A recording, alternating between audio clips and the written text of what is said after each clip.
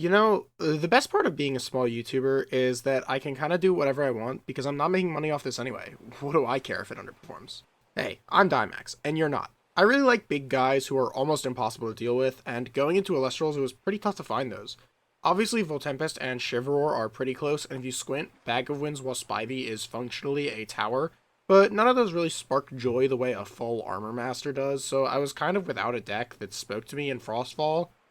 And then Today's reveal is all about the chronodillo starter deck. Chronodillo. Chronodillo is a 3-cost Celestial with 8 attack and 14 defense, can't be targeted if you have 6 or more water or solar spirits anywhere on your field, and can remove 1 water spirit from itself to target and destroy a card. Because you want so many spirits on board, the dedicated Chronodillo deck usually manifests as that Water Nexus deck that was pretty popular in Frostfall, but now it's able to engineer winning game states without taking 50 minutes and an additional 4 turns to execute. Basically, just stick one singular dude, Poseidon for 4, Nexus, inform your opponent that it is in fact Flat Fuck Friday, and then start slowly gunning down their board one by one. While Chronodile is amazing and awesome and really cool and perfect, you do still have to be careful with your big dude. It can't be targeted, but Shield of Achilles doesn't target, so, like, yeah, you can get the spirits back, but it's still a massive tempo loss, and it can be next to impossible to wrestle control back from anyone more capable than Little Timmy, age 6, playing a single Majesty starter. Because of this, you can frequently find me just sitting on Chronodile and patiently waiting for my opponent to run out of sets before I commit to anything that could put the boy at risk of exploding. You can be more reckless with the dial if you want, though. It's just not in my nature to take gambles like that. If you're listening to this and reading between the lines, yes, you can just bluff set to functionally Fungi lock me, and I'll be utterly helpless to stop you. Or will I? More on that later. Sadly, you are still at risk of exploding even if you play carefully. Like, the deck is physically incapable of not playing into Lavalith, so you better pray your opponent doesn't have Earthquake too, because if they do, you're cooked. The Shell of Water Nexus hasn't changed too much between Frostfall and Daybreak, but the changes that have been made are really impactful. With Suppression becoming far more common, Foamy and Galaxy stocks are at an all-time low, and Eddie gives the deck a new proactive angle to play from with its aggressive stats and ability to make opponents battle with their worst stat. Unfortunately, with Galaxy gone, you lose access to your 5 attacker, which makes it pretty tough to play into the 5s matchup. Mind you, if you stick the dial, you can just outstat them, but that requires you to land the big boy, and even then you're at risk of avoiding the shield, or Lavalith, T-Gust, Thunderstorm, or Tornado, or Cryoscore. One way to mitigate this is to consider a 5-stat package of Nekro, who is functionally a vanilla because of how you only cast it with water spirits, and the small 2-goods that search it. It feels very base set, but hey, stats are everything if you need to stick a body, and the pool of playable waters just got cut in half, so pickings are slim here, alright? Small 2-go representing not just 1, but 2 5-stat water enchanted bodies is huge, not just for getting Ascension material, but also just in general. Frequently, decks like Thunder will win by having every card they play replace itself, and just never running out of things to do, so being able to keep pace with that, even for a little bit, is big. Also, not caring about how we enchant Nekro means we can do whatever we want into field spell matchups, by the way. It's very funny, isn't it? A-Drive said they would likely never make an Omni Elestral, but they've had one since set 1, and they just made a second one for Daybreak. Another potential engine to help stick bodies is playing Argo. Argo just lets you cast an artifact through an attack declaration, which sounds really middling because equipment is traditionally very mid or bad in most games, but I've been pilled on Argo being one of, if not the best cards in the game for Nexus decks, and it's especially good when your Nexus Celestial is just Pot of Greed. Being able to win combat, then convert spirits into immediate value before committing to any plays is huge. You have 3 really good options for your equip targets. I'm most partial to Poison Tunic because it means you don't really have to telegraph anything with how you play your weenies, but you can also play Trident of Poseidon for some of that Gouda, or Necklace of Harmonia for MLG gamer plays. It's very funny getting aggressive with what looks like an Aphros, and then when your opponent goes to punish you for overextending, you get to reveal that secretly it was Cryovern all along. You could maybe splash Bag of Winds or Golden Fleece to pump up your defense guys, but I'm not sold on the splash. There's maybe an argument to Fleece because of Cybermaul and the Solar Spirits we run naturally, but I really don't want to spend my normal cast on Cybermaul, and you already play 2 to 3 Chronodile, which is bricky enough as is, and not being able to use the spirits on board as a Nexus bank feels bad. Another angle worth looking at is the Ascension line of Sundial and Nomadial. I'm super down on Sundial because that little dude eats Gorgons like nobody else and has no stats, so he dies to everything. Nomadial is definitely the more realistic of the two because it demands Gorgons into specifically a removal like Earthquake or Laurels, and allows for big gamer wombo combos with Tadpuff, but there's something about sleeving up Nomadial that manifests a Gorgon's Gaze into my opponent's hand every time.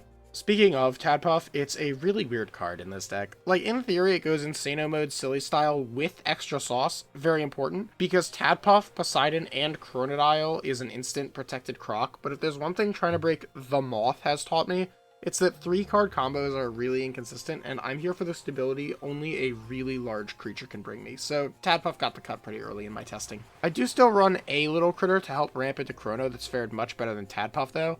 It looks weird, but Plucky is an incredible croc ramp card. Let me explain. This deck can be pretty feast or famine at times, depending on if you do or do not draw Poseidon, because you can't put any spirits on board to Nexus with, and it becomes infinitely harder to protect the big man. At first, Plucky was Elechick, because Elechick had better numbers while also justifying Zeus for easy beats, but the conclusion I came to eventually was that actually Plucky just does everything I realistically need a normal summon to do for me. Like, yeah, Elechick is functionally Cryovern, but it demanded a hefty Thunder investment that was really tough given how many other splashes I was on, and deck space was super tight. Plus, after the Zeus was gone, Elechick was an utterly useless body outside of fringe plays where you send into Rabbit late game to trigger it, even after expending your last Thunder Spirit. If you open Plucky, any defensive card, and Chronodillo, you have a live Chronodillo on the turn after. This sounds worse than Tadpuff on paper because it's a much slower 3-carder, but it's far outperformed Tadpuff in practical application for a lot of reasons. Most important is that Plucky, while underwhelming, does have use cases outside of exactly ramp combos.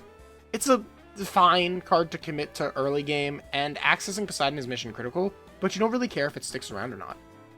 Another upside of Plucky over Tadpuff is that while it is a 3-card, one of those cards could genuinely be anything. Instead of needing Puff, Poseidon, and no more Chrono, you can draw genuinely any defensive rune and you have it live. It also helps that Plucky costs less spirits than Tadpuff.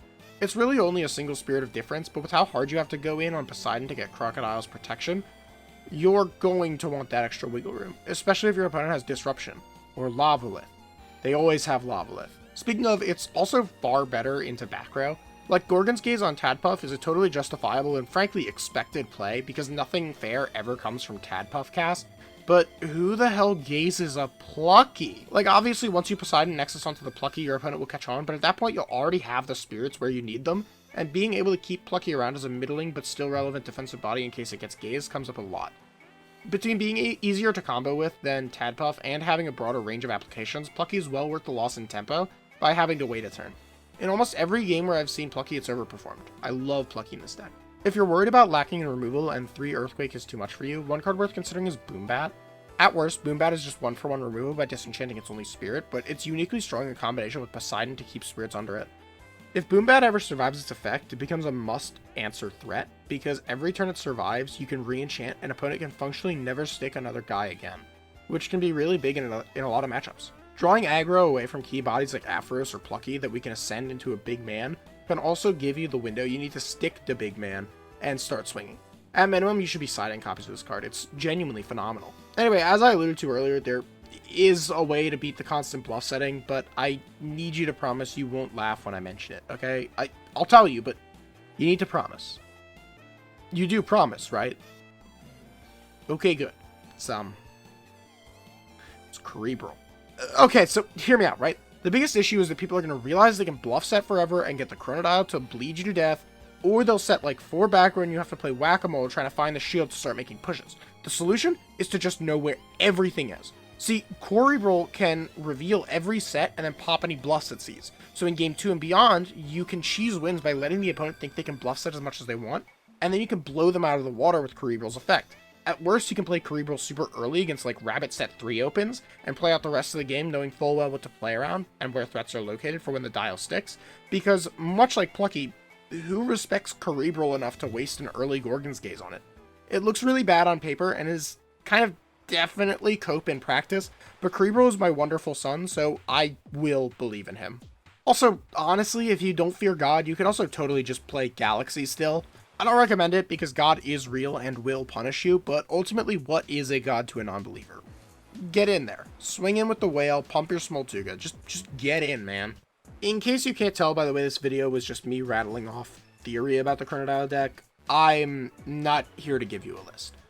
Basically, I worked with a ton of other YouTubers on this deck specifically, and I don't really want to step on their toes, but I still want to share the findings of my testing and my research with you all. If you're looking for a list, I recommend the list on the MBT Elestrals channel. as that is an earlier version of the chronodillo deck I play. And then you can change it to suit your tastes using the text mentioned in this video, or text you haven't found, the text you have found, but I haven't. In case you can't tell, this part isn't scripted. I'm just kind of saying stuff. But basically, the card pool is big enough that you should be able to find enough cards to tailor the deck to your needs and your playstyle. So I would highly recommend doing that instead of just blindly copying whatever I have on screen right now. I hope this helped, and if you are interested in hard lists from me, I guess sound off in the comments. Alright, see ya.